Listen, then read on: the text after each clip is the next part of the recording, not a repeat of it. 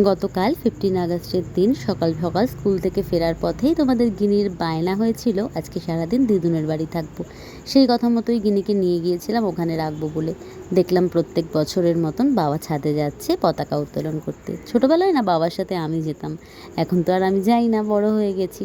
এখন তোমাদের গিনি যায় দাদুনের সাথে ছাদে পতাকা লাগাতে। যায় বললে ভুল হবে, এই বছরই প্রথম গেল। গিনিকেও দিদুনের কাছে রেখে আমি ফিরেই আসছিলাম। হঠাৎ কি মনে হলো ওদের সাথে আমিও ছাদে যাই, একটা ছোট্ট ভিডিও বানাই, তার সাথে একটু ছেলেবেলা স্মৃতিচারণ করি। ছাদে এসে প্রত্যেকবারের মতোই বাবা পতাকাটা তৈরি করে নিচ্ছে লাগাবে বলে। তারপর ছাদের সাইডে যে রেলিং থাকে সেই রেলিংয়েই ভালো করে শক্ত করে এটাকে বেঁধে দেয়। তবে হ্যাঁ, একটা কথা বাবা চিরকালই মনে রাখে, পতাকাটা কিন্তু রাত অবধি এখানে থাকে না। যেমন নিয়ম তেমনভাবেই কিন্তু আমাদের বাড়িতে পতাকা লাগানো হয়।